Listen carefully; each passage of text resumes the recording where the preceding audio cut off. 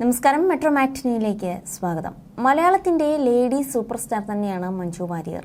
ശരിക്കും lady super star തന്നെയാണ്. പ്രായത്തെ വെല്ലുന്ന സൗന്ദര്യവും നിഷ്കളങ്കമായ പുഞ്ചിരിയും കൊണ്ടൊക്കെ മഞ്ജു മലയാളികളുടെ ഹൃദയത്തിൽ തന്നെ ഇടം നേടിയിരിക്കുകയാണ്. ഒരുപാട് പുതുമുഖങ്ങൾ മലയാള സിനിമയിൽ വന്നു പോകുന്നുണ്ടെങ്കിലും മറ്റാർക്കും കിട്ടാത്ത ഒരു ആരാധന തന്നെയാണ് മഞ്ജുവിന് കിട്ടുന്നത്. വയസ്സ് 46 ആകുമെങ്കിലും ഇന്നും മലയാളികളുടെ മനസ്സിൽ സല്ലാപത്തിൽ എത്തിയ ആ ഒരു പാവാടക്കാരിയുടെ പ്രായം തന്നെയാണ് മഞ്ജുവിന്.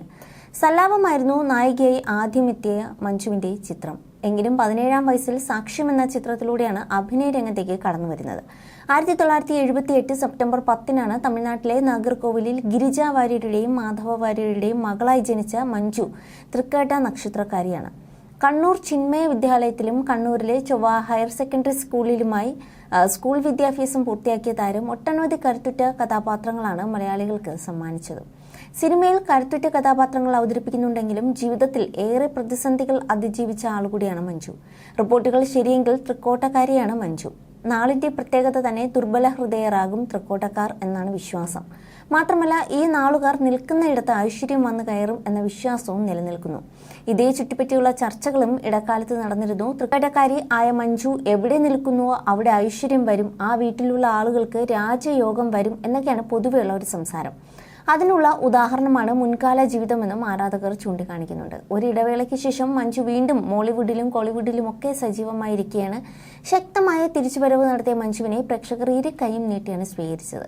മലയാളത്തിലെ പകരക്കാരില്ലാത്ത താര സാന്നിധ്യമായി ഇങ്ങനെ സ്ക്രീനിൽ നിറയുമ്പോൾ ആരാധകർക്ക് സ്വകാര്യ അഹങ്കാരവും കൂടുന്നു. കുടുംബത്തെ പോറ്റാൻ 50 പൈസ പോലും കളയാതെ കൂട്ടിവെക്കുന്ന പെൺകുട്ടി അഞ്ജലിയും ഗുണ്ടേ തല്ലി താഴെയിടുന്ന മാമോദരിയും സുജാതയും എന്നുവേണ്ട ഫൂട്ടേജിൽ വരെ എത്തി നിൽക്കുകയാണ് മഞ്ജു. നിരവധി കഥാപാത്രങ്ങളാണ് അണിയറയിൽ ഒരുങ്ങുന്നത്.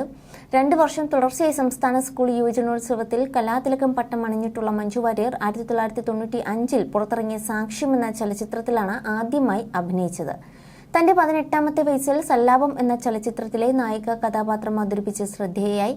അതിൽ നായകനായി അഭിനയിച്ചത് ദിലീപായിരുന്നു. അതിനുശേഷം ഏകദേശം 20ഓളം മലയാള സിനിമകളിൽ 3 വർഷത്തെ കാലയളവിൽ വ്യക്തിത്വമുള്ള ഒട്ടേറെ നായിക കഥാപാത്രങ്ങളിലൂടെ മഞ്ജു പ്രേക്ഷകരെയും സഹപ്രവർത്തകരെയും ഒരുപോലെ വിസ്മയിപ്പിച്ചു. ഈ പുഴയും കടന്ന് എന്ന ചിത്രത്തിലെ അഭിനയത്തിന് മഞ്ജുവിന് മികച്ച അഭിനേത്രിക്കുള്ള സംസ്ഥാന ചലച്ചിത്ര അവാർഡും ലഭിച്ചു.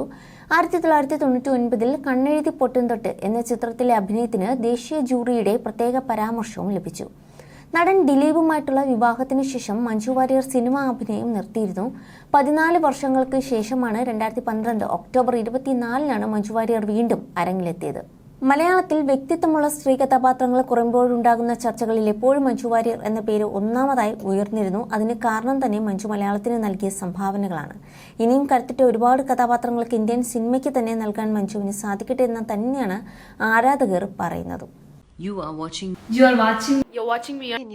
me on metromatney.com. on metromatney.com. metromatney.com. metromatney.com. Subscribe for more videos. Subscribe for more videos. Subscribe here for more videos. Subscribe now. Thank you.